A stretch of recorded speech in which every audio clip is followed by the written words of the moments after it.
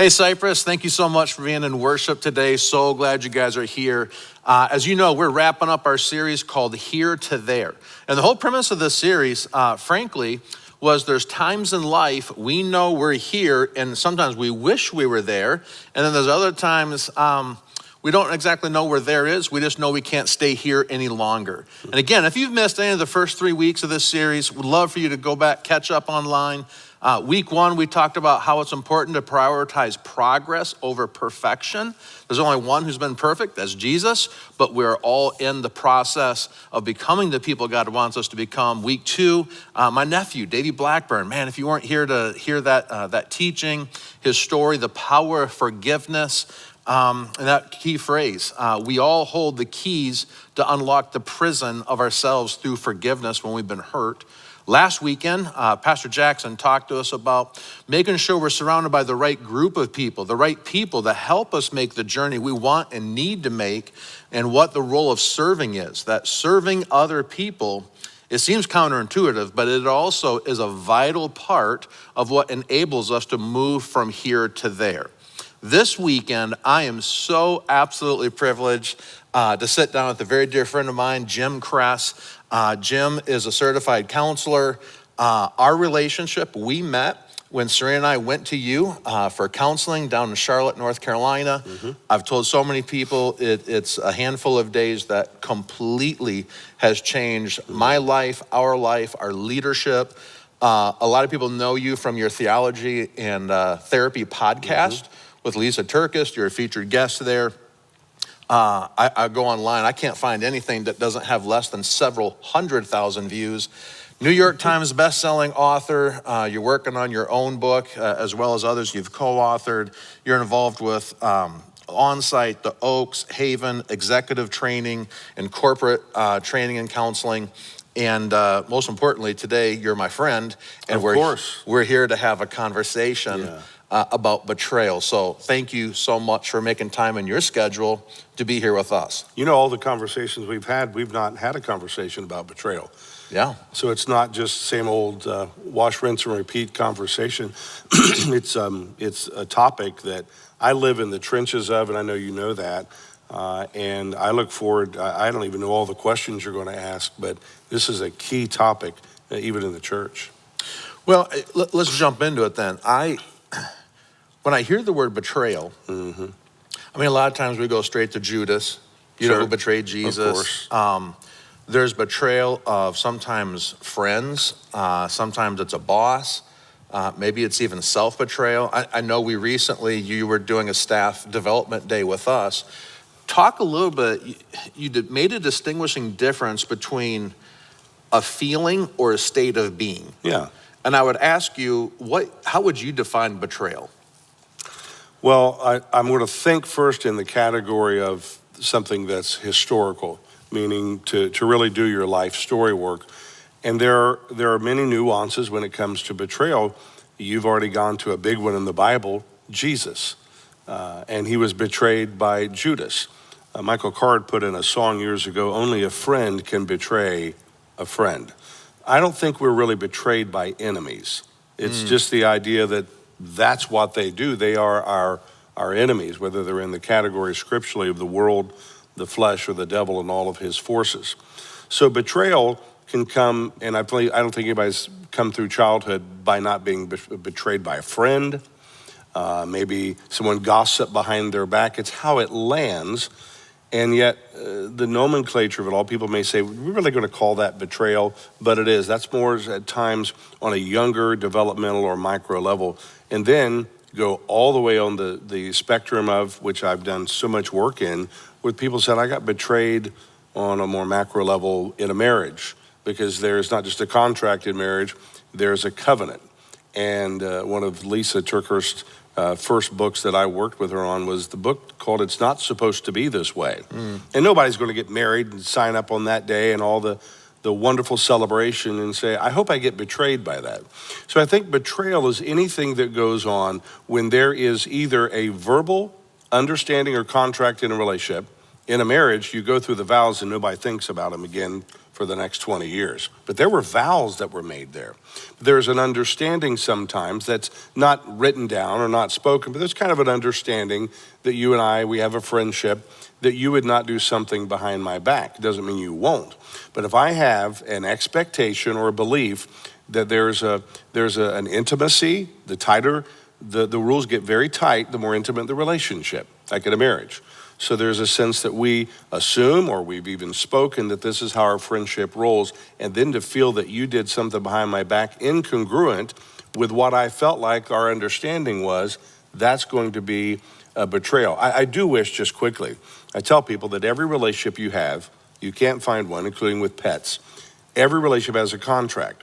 Most are not written down. In the business world, even in the church world, and everywhere we go, and we're operating in the marketplace, there are often written contracts, things that we are signed, because what happens in vagueness stays in vagueness. So I think this betrayal, the more we can get very clear, even in friendships, to say, kind of what are some of our rules of this relationship? Sometimes they're called boundaries. What about, 'cause I'm listening to you and I'm thinking, there are times I felt betrayed. But then I almost have to question myself, was that real, or did I have an unhealthy or unrealistic expectation on the other party, whoever it may have been? I heard you talk before about uncommunicated or unexpressed bids. Yeah. Talk to us about that. Well, in a relationship, especially in a marriage, if that's what we're talking about, there are always bids, and a bid, and this is done in research, that a bid is, I would like this, I put it this way, I like this in our relationship, and quite frankly, I'd like that not to happen. Sadly, most are not communicated. So inside, there are two things that go on. When you look at expectations, we all have them. It comes out of Alcoholics Anonymous, which is a powerful statement that often, not always, expectations are premeditated resentments. Like, I expect this. By the way, I didn't let you know that I expect this. So it can be a premeditated resentment. Either way, if I feel like you've betrayed me, or I have empirical proof that you've betrayed me, it lands on me the same. So to do that internal search of, okay, no, wait a minute. And remember, we've said many times, if it's hysterical, meaning I feel a lot, it's historical. So whether it's real or perceived. Totally. In the moment, I start off with in the moment, I don't care whether I have empirical data that you really betrayed me. I'm saying I stop, I search my heart, like Psalm 139, could even search with God. Search me, O God, try me. Is there something I don't see here? But I ponder for a moment versus going into accusation and say, what am I feeling? And I will feel a level of betrayal, or I'll experience, if you want to call it that state of being. Your feelings are 5 major ones: mad, sad, glad, bad, that's guilt or shame, or afraid. So inside this idea of feeling betrayed by a person, I start with that, and then I can begin to kind of, may I say it to people all the time, I begin to autopsy it, I begin to interview it, that part of me inside, and say, now, was this a real betrayal? Maybe I had an expectation that you bumped into that you didn't know about. Yeah. But I want to be able to do that. But inside first, I don't want to pole vault over it. Or if I'm dealing with a person and they get defensive and they say, I didn't betray you, why would you call it that? I'm already noticing how defensive they sound. I tell people, be curious, not furious. Say, okay, tell me more. I don't know. A lot of times my modus operandi, the method of operating, without me knowing it, will feel like it's betrayal to you. My motive was not to betray. I always ask about motive versus modus operandi, the method of operating. But if I read the room, know my audience, be curious and say, okay, I don't really connect that I betrayed you, Ken, but if you feel like I did, you are my friend. I want to be, again, curious, not furious and defensive. Tell me more about that. In the end, I may land the plane and say, you know, I'll go off and think about it more, but I don't feel like I really betrayed you. When we did the victim triangle here, which we talked much about, sometimes a person can be there and the whole world is betrayal. Either nothing's betrayal or the whole world, everything is betrayal. Well, I'm even thinking of, have a lot of friends in the marketplace, employer-employee relationships, unexpressed expectations. Leadership lesson a million years ago, clarity to let people know exactly how they're doing is one of the greatest gifts you can provide them. That would be true in every relationship. Yeah. Yeah. And I think it's your job for you, my job for me, to provide clarity, whether you ever go to a counselor or not, to get clear and to have meaningful conversations. You know, here's a simple one. Just throw this out real quickly.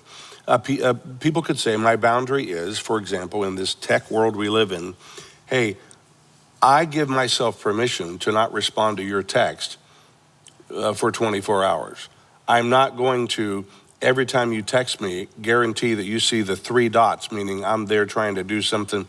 That's just KOD, Ken on demand, or JOD, Jim on demand. So I'll let you know that I give myself permission that I'm not going to respond. Some people have said, I have a boundary that please don't call or text me. You know, you can turn do not disturb and all that on there. The phone's already thought about it, to say after a certain hour. Sometimes in a marriage, while it's not necessarily betrayal, is guess what? If the Lord wanted me to see the sunrise, he'd have put it about noon. And there are people literally going, until I've had my coffee or it's like 10 o'clock in the morning, don't try to bring stuff to me. We're all thinking. So if we could get clear, certainly in marriages, with our kids, the more intimate the relationship, the more significant the rules are, the relationship, the boundaries, and with a good friend and say, you know, sit down and just say, be different and say, what are some of the rules of our relationship? Mary, Joe, Bob, Ken. And most people, I think, are never going to do that. And think, hey, how about that? Just do something a little different. What are some of our expectations? What do you like? What do you not like? Not just in a marriage, but even in friendship. It's interesting. I was reading, it's Psalm 41:9 says, even my best friend, the one I trusted completely, the one who shared my food, has turned against me. And I'm thinking of the part you said, and I've kind of known it, but not really. But when you said it's the closer the relationship, the greater the depth of the feeling of like, oh, I can't believe you did that. And the clearer the rules need to be. That's good. No vagueness.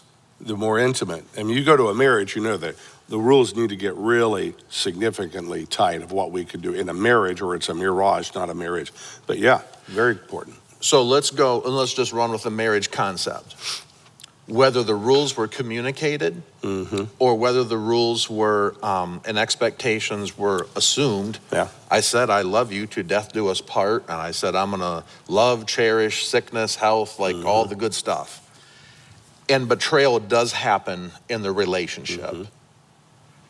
Because of the closeness and the sense of trust, the wound is so much more devastating than if it's the cashier at the grocery store. Of course.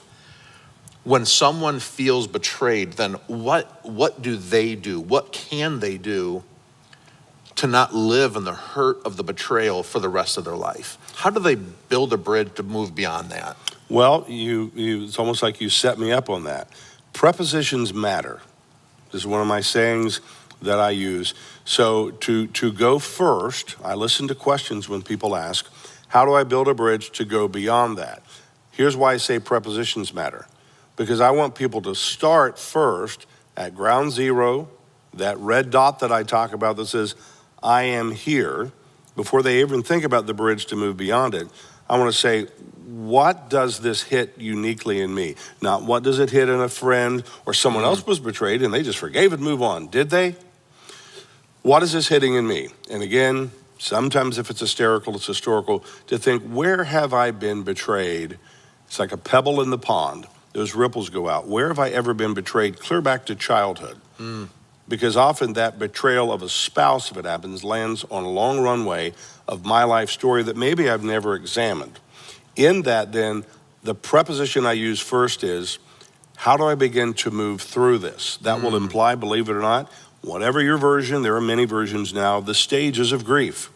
I want to start and give myself space, as Mary did in the gospel. She pondered these things in her heart. And if there's people like, get over it, forgive, you need to. Well, I love that, because forgiveness, one of the main words is aphiemi in Greek. It means to cancel the debt. How about we line up what are the debts that this betrayal cost, and it lands on betrayal from childhood. I just want people to be mindful, to be a little bit contemplative, to think about, what is this really hitting inside me? And if they might get a pad out and journal, They may say, what is this really hitting? I mean, we're not even talking about the person who did the betrayal, because they have their own journey on that as well, versus forgive me and move on. So as I begin to move through, as the poet Robert Frost said, the way out is through, that's when I see the people come to the natural bridge, move across the bridge into forgiveness. Forgiveness is not at all the same as reconciliation. That's different. But I move through that, and then I can move beyond that. It's a process. So when someone's been hurt, obviously going back in the Yeah. story, I'm not saying to gloss over it, but Right. if you just like, I forgive everything that bad happened to me, Mm-hmm. you really haven't killed the beast. Right, of course. It's still there. You have to be willing to face it, name Mm-hmm. it, get into the hole with it. That you might then move through and beyond. There's a purpose. But people sit there, I forgave. If they'll let me, again, honest to God, I'll say, and I really try to be very kind and compassionate about this, godly about this. I take it very seriously. Well, this happened and I forgave him. This happened and I forgave her. I said, I believe you, because I'm believing they're telling what they believe is the truth. It doesn't mean I believe it's empirically accurate. I say, would you let me lovingly, safely investigate that? Often I get this. No, it's just, and I say, healed wounds don't leak infection. Well, I that's won't good. trick you. Let me investigate it, because if you've really forgiven, the debts are paid. If I talk about my life before Christ and he's forgiven me, I can go, people do that all the time. Let me tell you back here what I used to be. They're not triggered by it. So I'll say, let me investigate this, and I'm gonna do my same thing. Tell me the facts of what happened to you, even if it's one fact of betrayal, and then I wanna know the impact. Fact and the impact is, what did this do to me?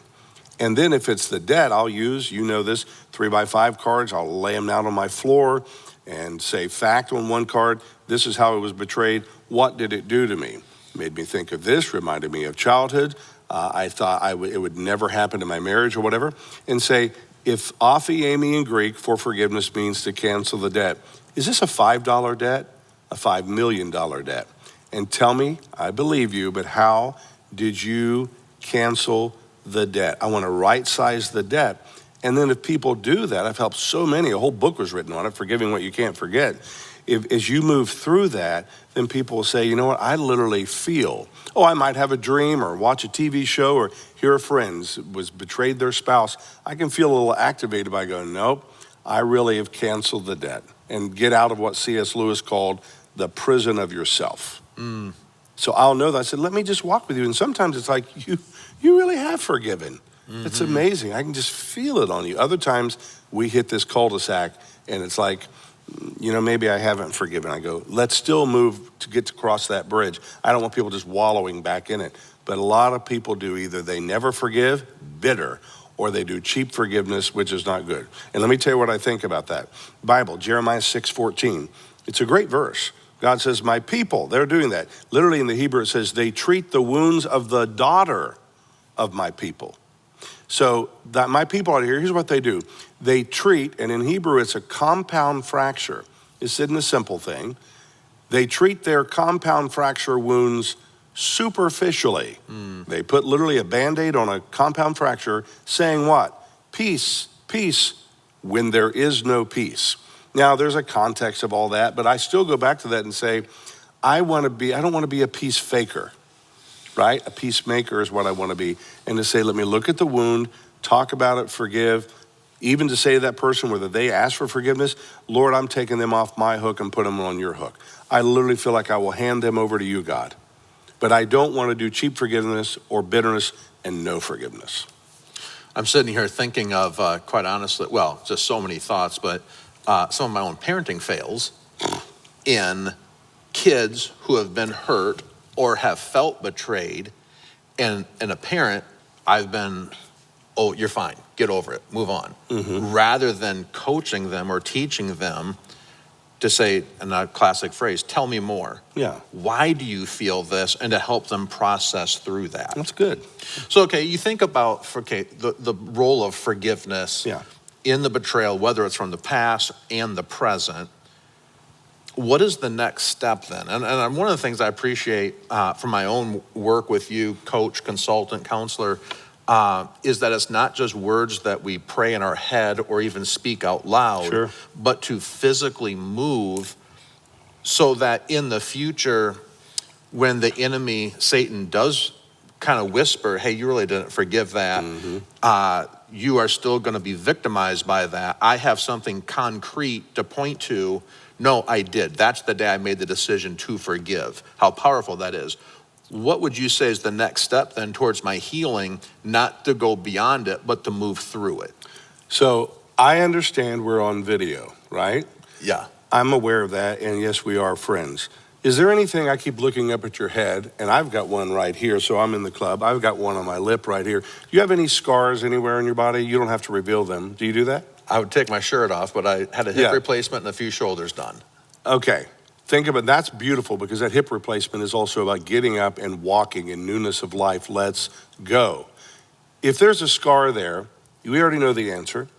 Did trauma happen to your body before the surgery? Yes. Was there trauma, which is what it feels like to a lot of people? Man, Jim, you're almost adding more trauma in your therapy. I am a soul surgeon. Was there trauma that had to happen to your body before you get your titanium or whatever you have in there? You had to be cut, and there was trauma. Then there had to be healing, right? Yeah. Around that, what my point is around that is there's a scar. For some people after a hip surgery, the weather changes. The barometer does something, and I feel a little of that right there. But they don't go get in bed, call the surgeon. What they do is organically probably, I know what this is. Or they see a scar, like I have a couple on my face and other places on my body too. And it's like with that, I go, I know what that is. I have this one on my lip, and because I went through a pane of glass, it's a long story. And sometimes every now and when I shave, it's rare, but it can be tender. I don't think, oh my word, I don't even go back and think of the whole story. But I go, I know what that is. I know there were stitches here.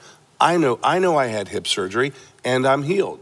That is Nehemiah 5:7, which we've talked about a bunch. And so I took counsel with myself. Take forgiveness. There was a wound. There may have to be soul surgery to work through that. And world, flesh, devil, sometimes just me, my own self will go, did I really forgive? What about that? And I'm like, no, I know what that is. I did forgive. I'm big on speaking it out loud. I proclaim right now the truth. I forgave that person. And then it's a little tiny bit of an echo of a former day, of a surgery, of a painful hip. And I go, yeah, it's there, but I don't just sit there and think it, because the thought can't be heard out loud, but I speak out loud and say, I did forgive that person. I might sometimes, still me, say, you know what, I'm gonna look at that a little bit. Maybe there's just a little tiny bit more that I still need to forgive, but often, no, I don't. I remember there's a time and space and date, even if I never reconcile with that person, or if they never on their side of the street own anything, I remind myself, nah, this is just phantom pain. And a big one is, same situation you went through in betrayal, I went through in betrayal, and then it happens over here with a good friend. Sadly, in ministry, we've heard of so many pastors, and I've worked with many who have fallen, and then people go, why even bother? Everybody's going to betray somebody one day. Nothing new has happened to them, but they hear these stories which are real. And to take 2 Corinthians 10:5, take every thought captive and make it obedient to Christ. Say, Jesus, I did forgive. That's under the blood. That's just some memory floating around. Last thing, Martin Luther put it this way. Martin Luther said, just because the thought birds fly over your head doesn't mean they get to make a nest in your hair. Like, I know you thought, keep on flying. Just keep going. But some people don't do that. And next thing they know, they're thinking in serious doubt, maybe I never forgave. It's like, no, tell yourself the truth. You did forgive. Yeah, when the betrayal, the pain, and the hurt happens, we're either going to remember, reflect, wallow in it, accentuate it, or we're going to take that step of forgiveness. Let me flip it a little bit here. Yeah. For the person who's listening right now, in an honest self-reflection, they're the betrayer, not the betrayed. Thank God for talking about those, that we must talk about those. What would you say to that person? Well, I would say I am one, because I betrayed my wife in pornography, being what I would call a pornography addict, over 20 years clean, sober from that. That's not the only type of betrayal. There's financial betrayal on the lowest level of just hiding some money or whatever else. There's gossip, which is a huge betrayal. So the idea, what I see is people either, to your question, not wanting to either deny that it really is betrayal, or some people saying, why is everything betrayal? Okay, I did that. And you hear the defensiveness. Do I need to call that betrayal?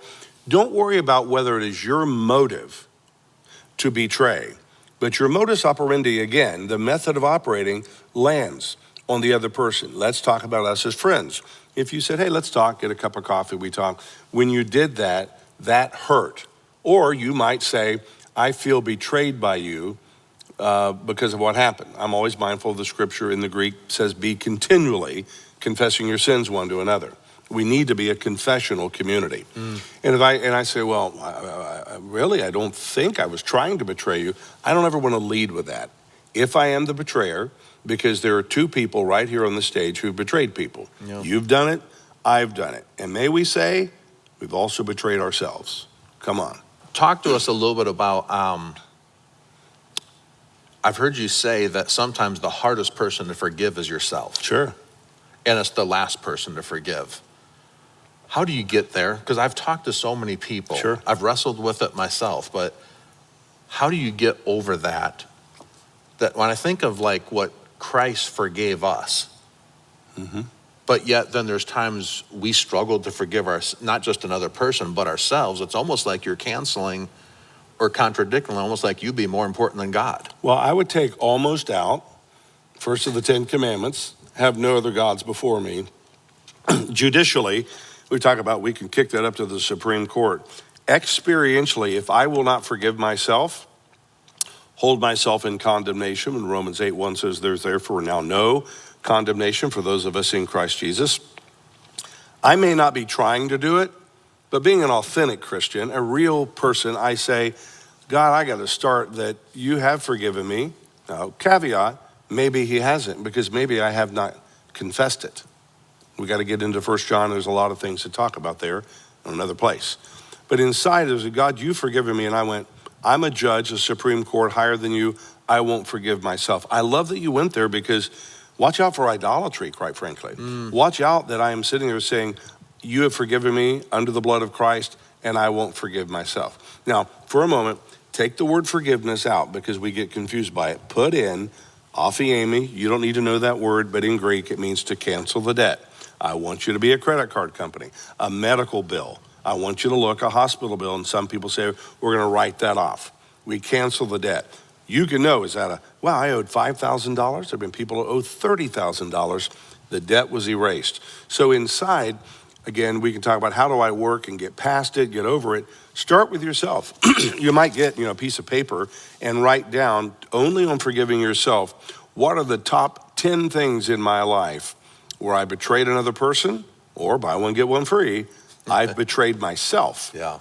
And I've said, this is something that I've done to myself. Write down simply, if you put a line down the middle of a piece of paper, here's the fact of what I did, go to the impact. What did this do to me? What did this cost me? I lost a friendship. Sometimes I lost a job. I may never get my wife's trust all the way back. My kids may say, yeah, how you treated me in childhood, whatever. Fact and impact, and then look down, and I want you to, as though you could take some red stamp and write canceled, or just write it down and say, I choose to forgive myself.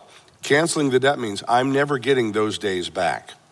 So the Bible says redeeming the time going forward. And there still may be consequences of those decisions, but to cancel the debt is you no longer owe me. And I'm not, again, back to C.S. Lewis, I said it, I'm not in the prison of myself, and I say, God, I take all these now, imagine literally, go build a cross in your backyard, or take it to the Bible and say, I take all of these things that I've done, and I give them to you, God, I surrender. You can go in your backyard and write down your ledger and burn it, and give it up and say, God, today I will no longer hold myself in contempt of these things. Now, later you go, I'm reminded you reap what you sow. When David sinned big, God forgave him, but Nathan said, David, the sword will never depart your house.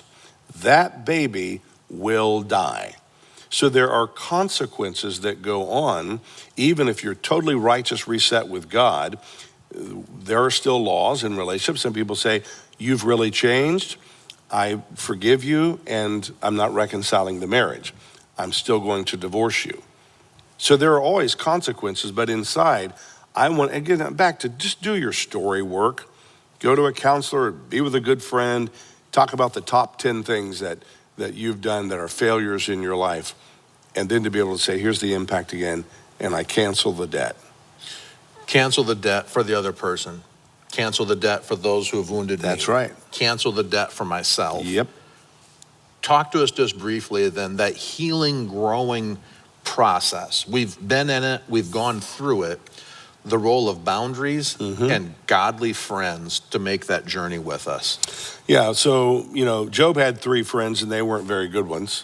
Even if you were here, hi everybody, I'm Pastor Ken and I'm going to pick a church council, an elder board or whatever, you would not be very successful if you picked the 12 apostles. I mean, look at some of them, right? The one that seemed to have his act most together was Judas, and we know what happened there, financially, etc. People miss this, when Jesus was betrayed, and they give Judas, all this grief, which I understand the story, and then they next give Peter down the road. Peter fled, word for word in the text. Peter fled, and so did the rest of them. So many Christians have never read that. So the idea, if you think Jesus knows betrayal and all that goes with that. So I want to be able to right size, here's what's going on in the betrayal of how I've been betrayed, how I've been betrayed other people, and look inside. And as far as moving down the road and looking at friends, I want to have what Moses had, Aaron and Hur. There are days that I could say, you and I have had many good talks, could say, hey, let me tell you what I'm thinking. And, my wife may say this, she feels betrayed by this. Do you think it is? All I need is a bad friend who says, Jessica needs to get over that. Oh, I hear that with people all the time. I want a friend that says, I will always, as a man, guard your wife. So if you come to me and want to fuss about your wife, I'm going to have her back. Now, we can right size it. Sometimes I say, I don't see this. Isn't? And you go, yeah, let me tell you, you might use story and narrative and say, what do you think? Jesus did that all the time. Nathan tricked David with that. Oh, that guy, little poor guy, had the lamb. I need friends that will hold me accountable. They will not condemn me. They get to know me. I want them to know my story so they go, does this remind you back here about your dad, Jim? Your mom versus people? We're really good friends in our 30s and 40s, but we're ahistorical. You know nothing about my story, and yet we're good friends. Everybody today could find a couple of good friends, you may already have them, and say, let me tell you my entire life story, the facts and the impact of that, and help them to help me see what I call build a personal board of directors, have 4 to 6 seats on it. They may never meet, but you're on it, and you're on it, and you're on it, and these people can do a 360 around me, telling me the truth. And I want people who are Christians on it. You can have a non-Christian on it, but someone could say, and they're always thinking theologically, biblically, and they know me and my story. And they're going to call me to a higher road. One of the things I love that I've heard you say many times is you have more help and more hope than we have problems. And help, hope, and healing. Help, hope, and healing than we have problems. Your surgeon on your hip proved that, because there was a day that would have been a different story in your lifetime with a hip like that. Yeah. Right? Yeah. Can I ask you a question? Please. Unscripted. Yeah. So, little snow in Columbus, Ohio. You had your hip, you're good. Did you, by any chance, step out of your vehicle and slip on ice? And other people saw me fall. Yes. Yeah, and all about that I'm saying is levels and degrees. You even told me the story. You got up. As far as I can tell, I don't know, you're not going back to your surgeon. No. And some people, though, could have fallen in a different way. I'm not talking about moral failures. And say, I have to go back and I re-injured it, right, Ever? So right-sizing that, sometimes you got up and said, a little tender for a while, even if you failed. See, forgiveness is not a one and done of me. I have to regularly do inventory and say, and I forgive myself again for that. Sometimes I might slip and something could happen. I go, man, I was a jerk in that relationship. Remember, in a relationship, if you look at like this, for every rip in a relationship, there needs to be a repair. So circling back, and it needs to be a repair with myself and say, Lord, you've forgiven me. I don't have to go back and all this deep surgery and reopen everything up, but I go, oh, that's a little tender. And I come back and I keep short inventories with other people, how I may have offended them, and with myself, ongoing process of forgiving. Jim, thank you so much for this conversation. Here's the one thing I want to ask all of us to do. Betrayal is something we all have in common. I want you to be thinking, just take a few moments, literally right now, worship team is making the way out. I want you to think, what is the one thing you need to put into practice? What's the next step for you to take, not just to be a hearer of these words, the truth of Scripture, but to be a doer of these words? Because more than anything, we want you to find freedom from the things that hurt and the wounds of the past, the things that bind us, the things that prevent us from becoming everything God longs us to become. In just a few moments, your campus pastor is going to come back. They're going to lead us in a time of prayer as we continue in worship. But there's no hurt, there's no betrayal that's done to you or that you have done that Jesus Christ himself cannot forgive, heal, and use it as you minister to others in your future.